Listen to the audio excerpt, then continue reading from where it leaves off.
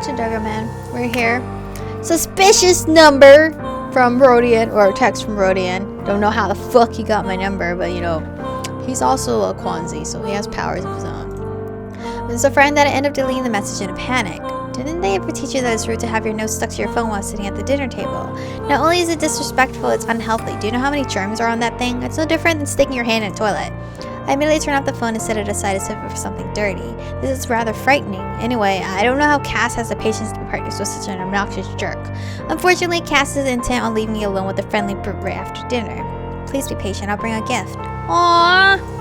Are you trying to bribe me? Yes.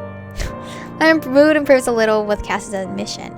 Fortunately, Vincent proves to be a more peaceful roommate than I expected. He pulls a blanket off the bed, drags the table over to the chair, and begins slicing food on a tray.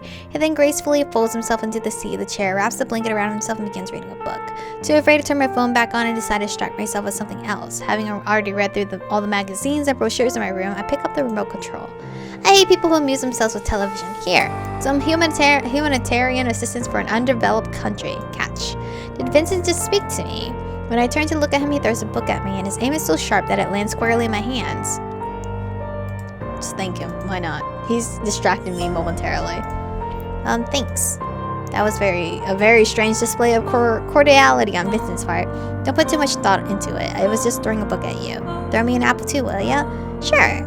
With a grin on his face, Vincent tosses me an apple, so it seems it is actually possible to get along with him. When Cass comes in later that evening, the scene that meets him is an idyllic one. I'm lying on the sofa trying to figure out this book, while Vincent is sitting in the chair also reading. There's a tray of fruit on the table and in between my sofa and Vincent's chair. Cass must have shed a tear at the sight. A gift? Huh, what materialism is this? Well, I have a good memory. I can't help but smile with satisfaction. Cass unslings his backpack. Where did Cass go? And begins shaking out fruit, books, and cookies. The same cookies I pilfered from Cass's pocket, which is immediately plucked up by Vincent. That's when I realized that Cass likely keeps them in his backpack just for him. Well, it isn't surprising that Cassel would just want to please his partner, especially since he knows his taste and all. It's still a shame that I once thought that Cass loved those cookies. I go to bed feeling so frazzled that I don't even check my phone for messages. Well, I wouldn't check my phone at all after that shit. Fuck. The following morning, while half asleep, I turn my phone to check the time, only to see a notification pop up in the messages window. I'm so excited that I immediately swipe open the conversation. It's not good to lie. I know where you live. Terrifying! Terrifying! That is actually terrifying! No, thank you. Can I tell him? It's best to tell him, yeah? Or no? No, yeah. Yeah, tell him, right? Tell him. I don't give a shit. I told you guys, we might be getting bad ending. Be prepared. This is getting way out of hand. I'm clearly in over my head here and scared. As much as it kills me to do it, I need to ask for help. But he's nowhere to be found. He's probably out on a run. So I sit with my phone in hand as I anxiously wait for him to return. What about Vincent? Can I just tell him? New messages keep coming in, but I can't decide if I should delete the notifications or not. When Cassel finally walks through the door, I'm so beside myself that I thrust myself into his arms before he crosses the threshold. What's wrong? Concern fills his sincere eyes and I pour everything out to him, everything I've been keeping from him. He begins to frown as I describe the young man's appearance. As each word falls from my mouth, Cassel's face grows harder and harder. Once I'm done, he takes a look at the text, and his face finishes hardening into a mask. He doesn't scold me or comment on the situation. He merely walks into the other room to wake up his partner. Apparently, all it takes is a simple glance for them to know what each other is thinking. Vincent's face, which was initially irritated for being woken up abruptly, is now deadly serious. Then Cass leaves just as silently. What the heck is going on? Vincent doesn't say anything. He just paces back and forth, which is making me even more anxious. Then he suddenly stops and stares off into the distance with glassy eyes, which is creeping me out even more. Damn. With my nerves just about shot, I grab hold of Vincent's shoulders and try to shake him out of it, but his body's frozen in place like a statue, solid and unmovable. His tightly constricted pupils slide over to me, slowly and methodically. Then his lips part just as slowly as if he's about to say something.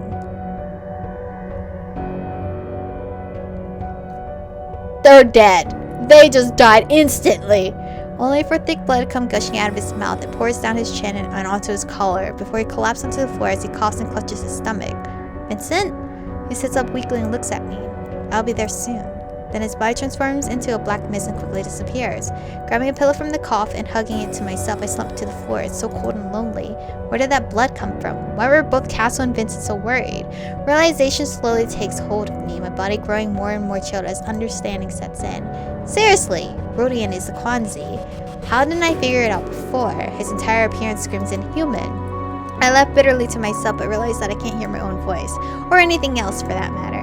With a yelp, I jump up to see a mirror's surface beneath my feet. The Alted slowly force their ominous dwellings over the room until all I can see is the surface of the water. A familiar, quiet voice tries to break through the veil of my feverish thoughts. I'm gonna die. I'm gonna die. I'm so sorry, girl. I did not want to die this kind of way. I don't know what kind of bad ending this is, but die.